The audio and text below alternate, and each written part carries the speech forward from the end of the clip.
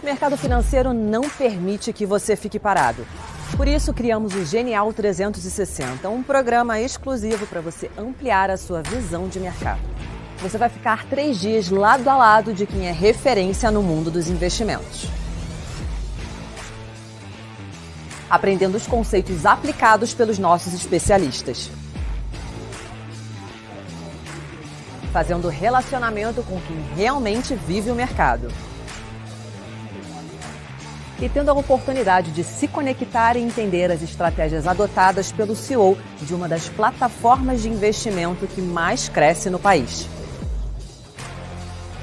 Mas atenção, as vagas são limitadas, afinal queremos que você interaja diretamente com esses grandes profissionais. Garanta agora a sua vaga.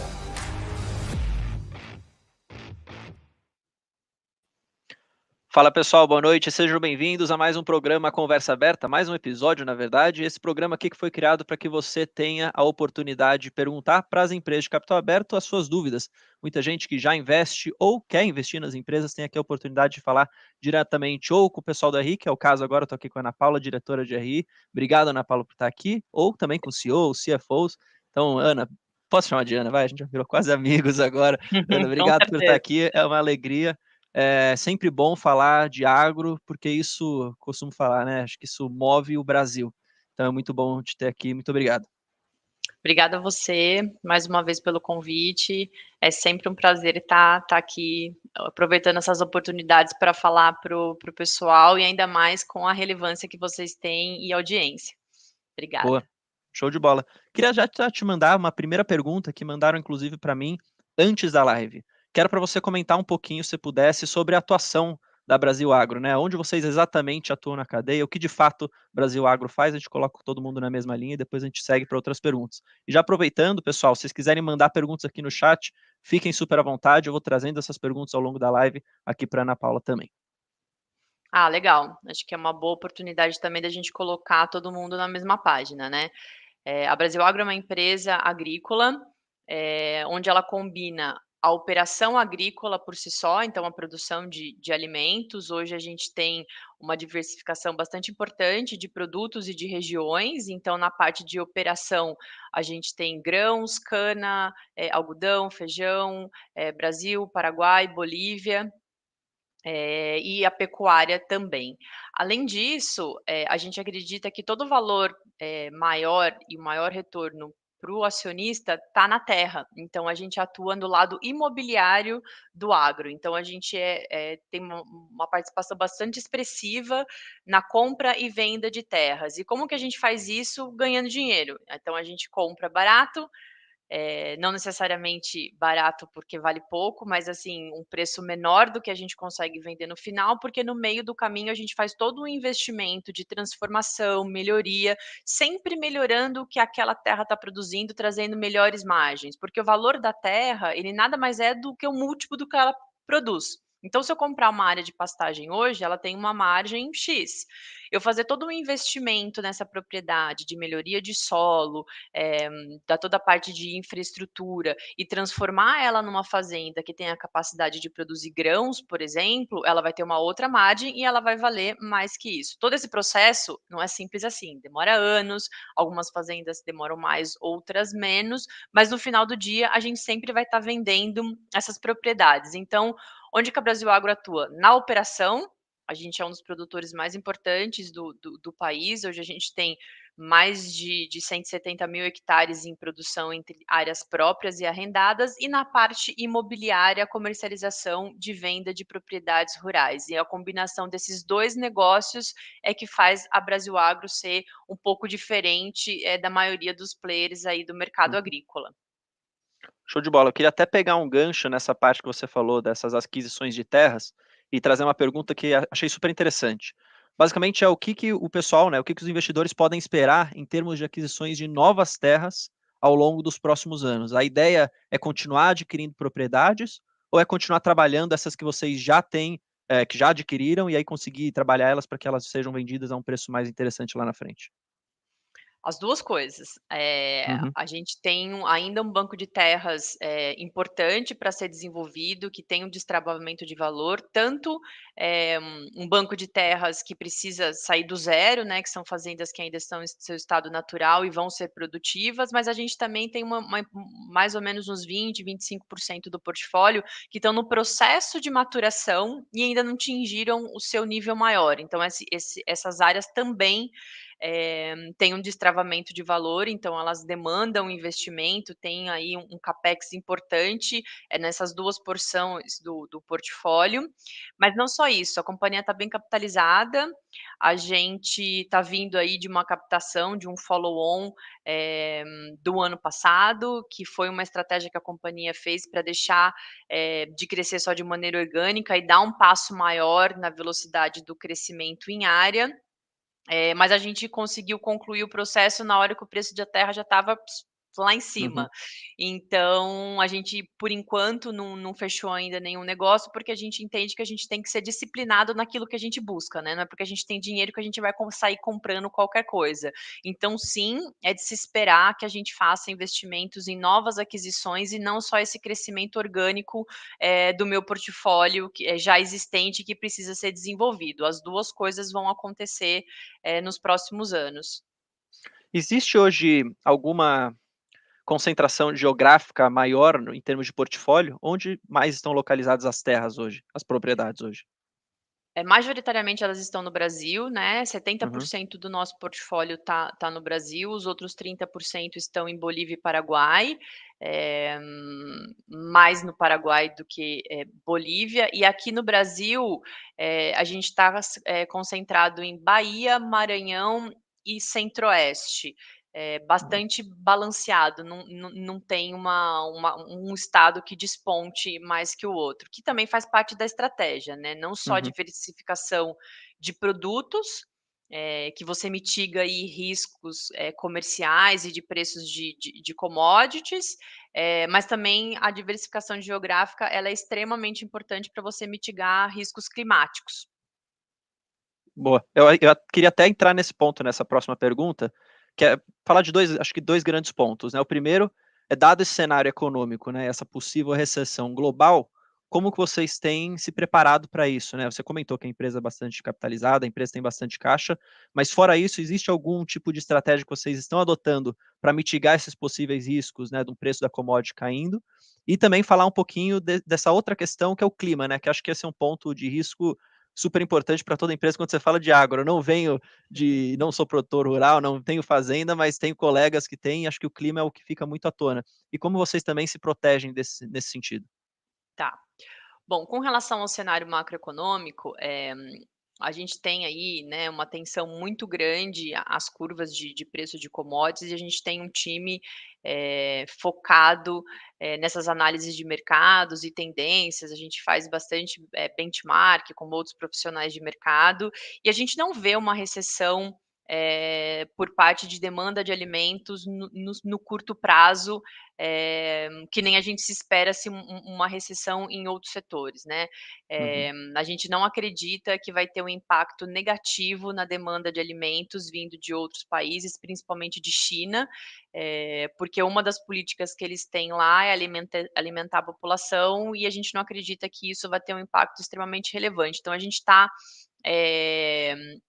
monitorando e acreditamos que os preços das commodities eles vão se manter, estáveis para a próxima safra e muito provavelmente para a seguinte, e não obstante a gente tem uma política de hedge bastante, restrita, né, onde a gente faz toda a proteção das nossas margens a partir do momento que a gente compra insumos.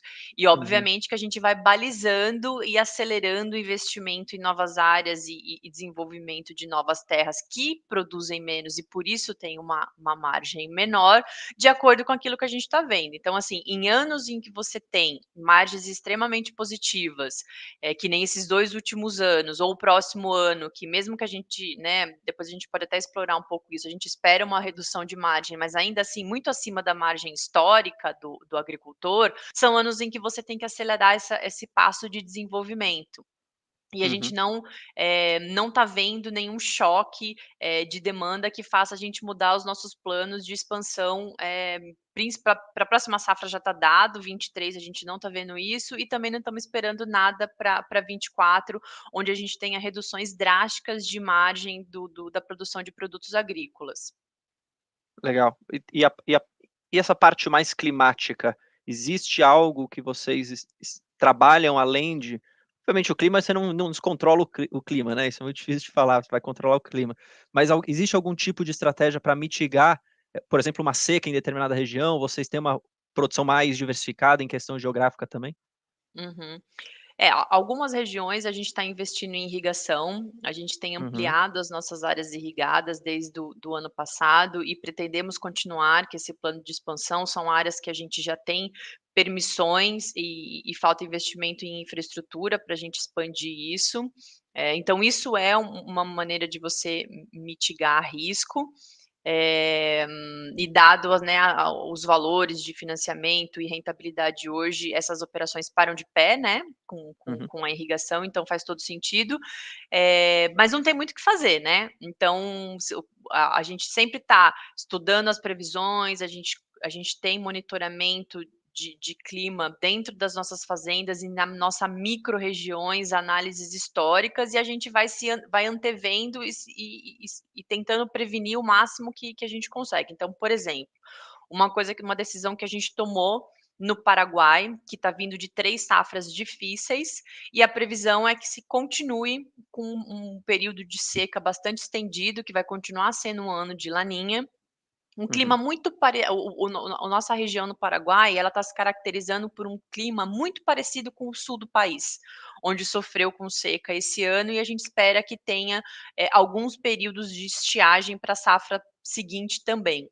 Posto isso, o que a gente fez? A gente mudou um pouco o mix das culturas plantadas para culturas que resistem mais a esses períodos. Então a gente vai aumentar, por exemplo, a nossa área de algodão no Paraguai, em detrimento a grãos, e não vamos expandir a área de pastagem para mais área de grãos, onde a gente consegue aí balancear o nosso risco e tentar mitigar uma nova quebra de safra relevante na região. E essa análise ela serve para qualquer região nossa.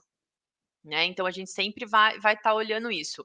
É outra coisa que pode acontecer, e esse ano, né, a gente fez essa análise e por fim as previsões climáticas foram positivas, a gente seguiu adiante. Safrinha na região do Mato Grosso, ali onde a gente está. Foi uma região que sofreu muito o ano passado. uhum.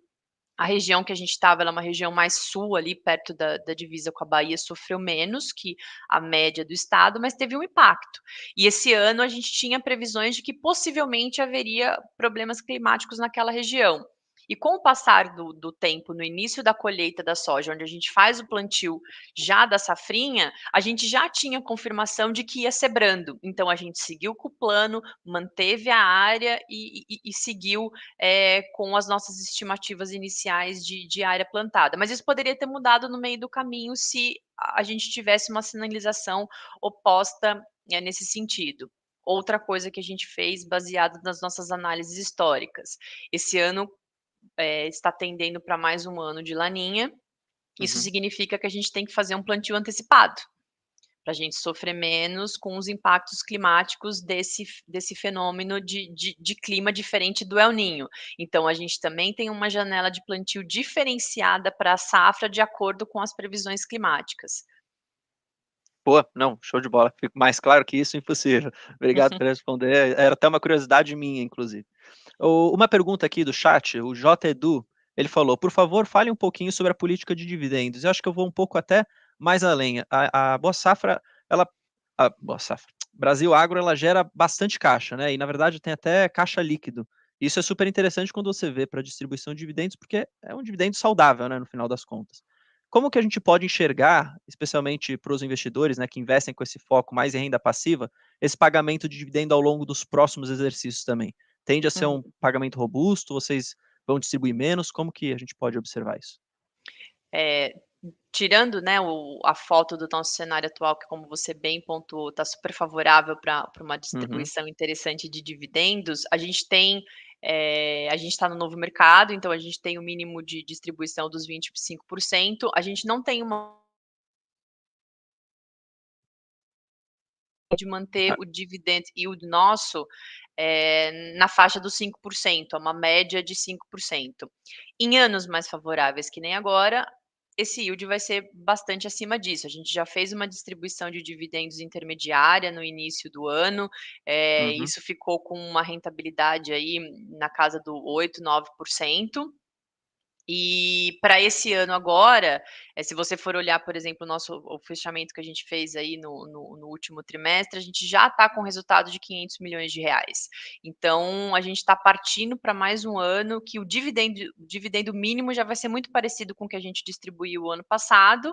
E como a gente está super capitalizado, com caixa positivo, dívida líquida negativa, um, Uhum. um, um fluxo de recebíveis de venda de fazenda importante e uma perspectiva de resultado operacional parecido com esse ano para a próxima safra, então é de se esperar que a gente mantenha aí a distribuição de dividendos nos mesmos patamares do ano passado, pagando um pouquinho acima dessa média que a gente tem como métrica.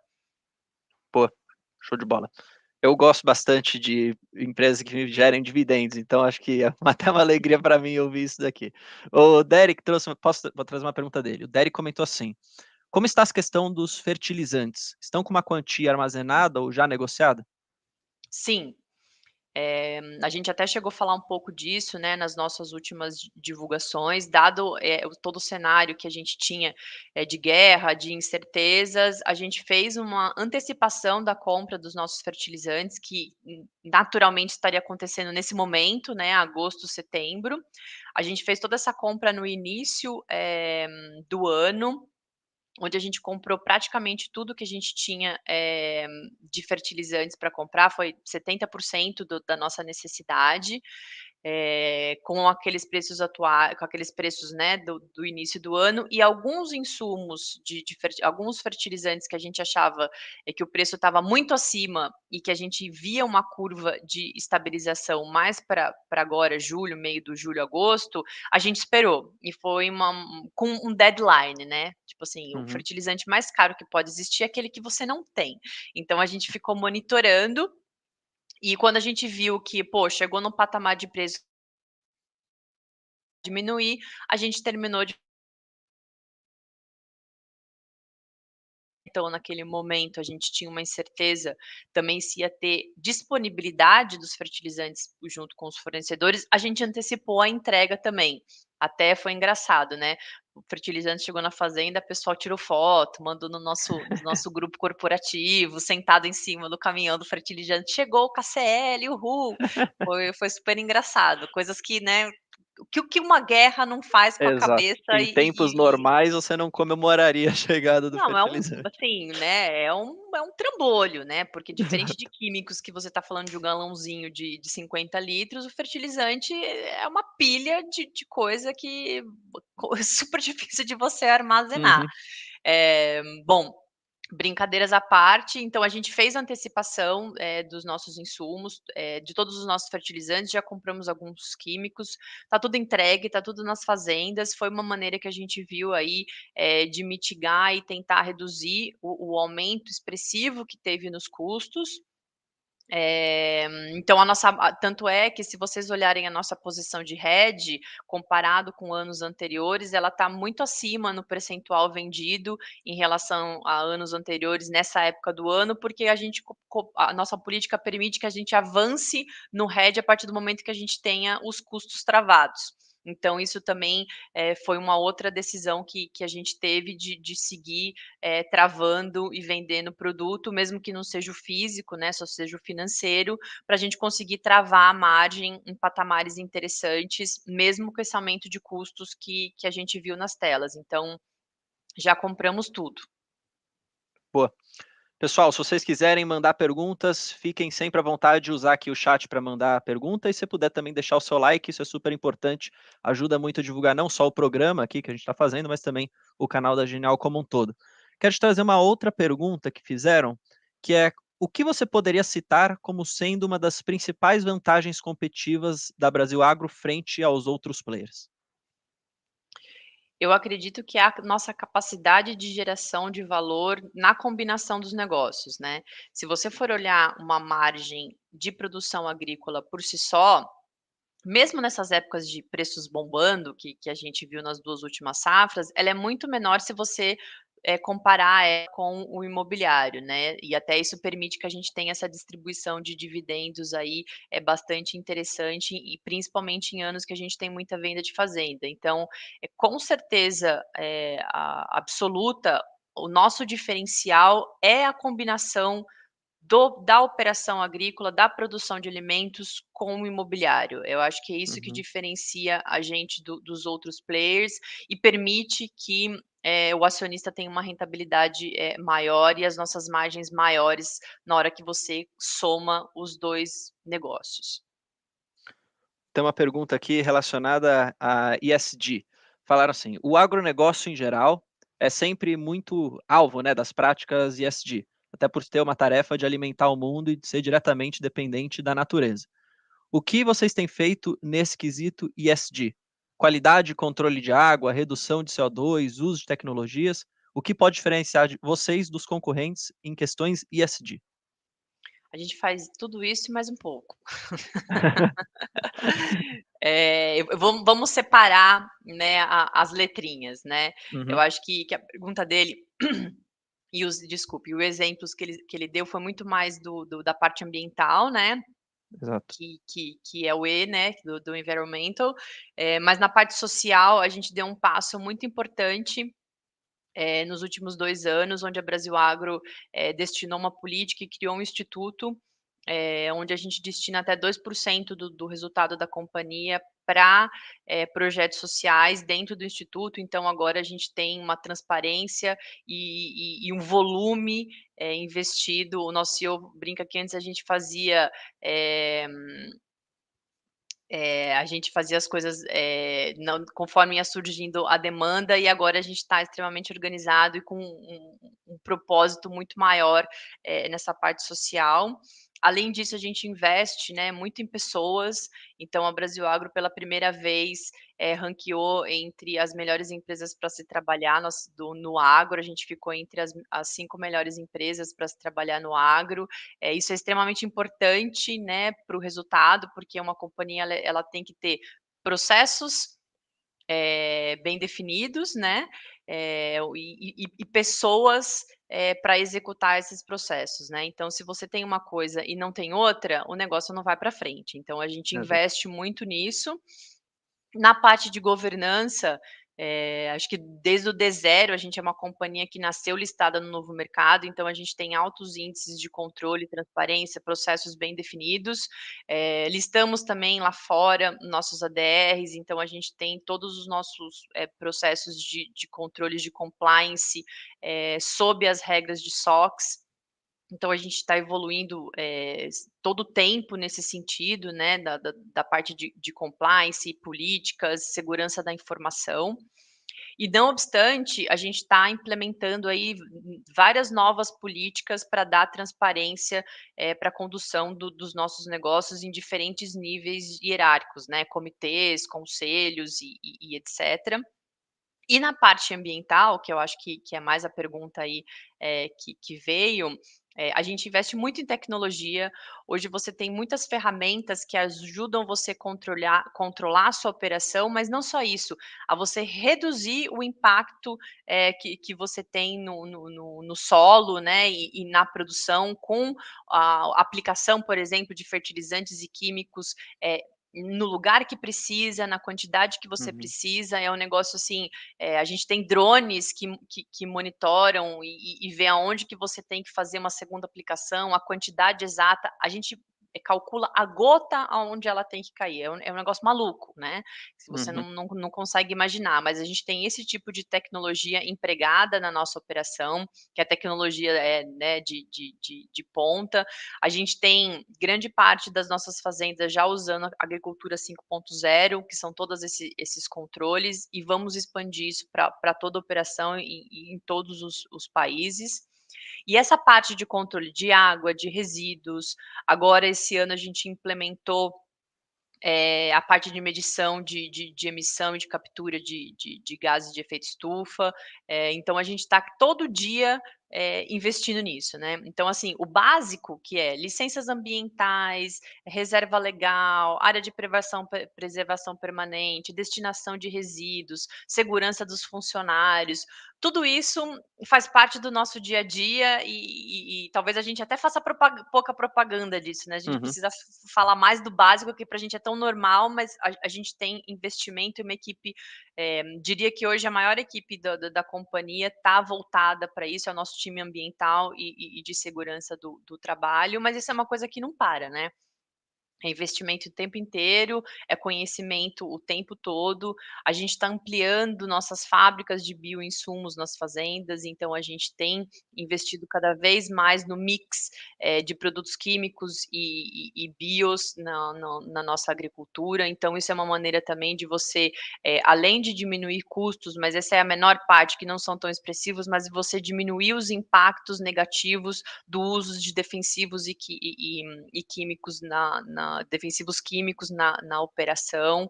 E o que diferencia a gente, eu acho que é todo esse processo muito bem definido e estabelecido e prioridade 1 da companhia, né. Eu não sei se é o que diferencia, né, mas assim, isso não é uma competição, eu acho que a gente tem que Exato. aprender com o que os outros estão fazendo e fazer, cada vez mais.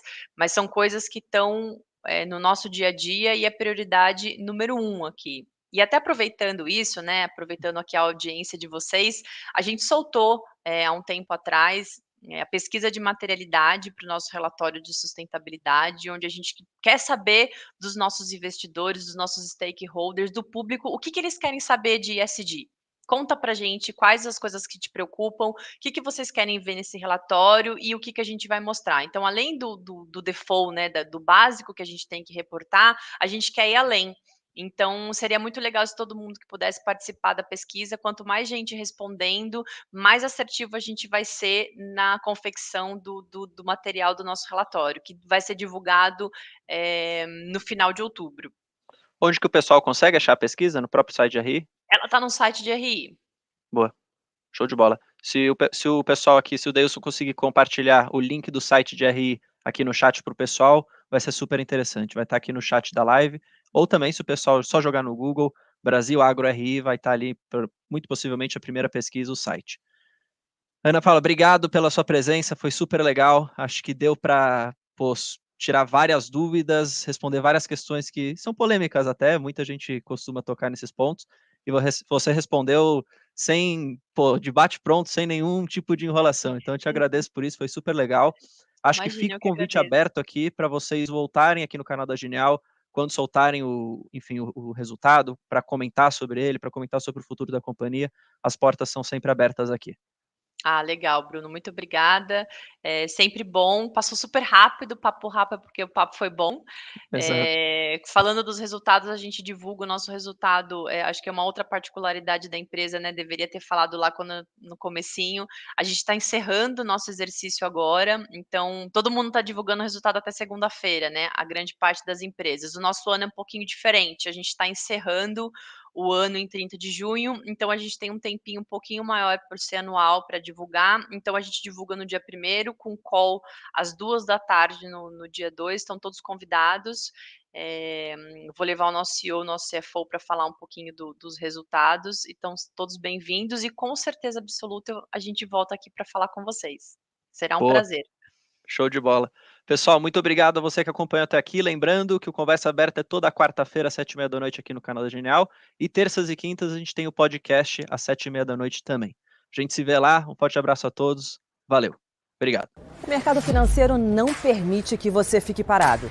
Por isso, criamos o Genial 360, um programa exclusivo para você ampliar a sua visão de mercado. Você vai ficar 3 dias lado a lado de quem é referência no mundo dos investimentos, aprendendo os conceitos aplicados pelos nossos especialistas,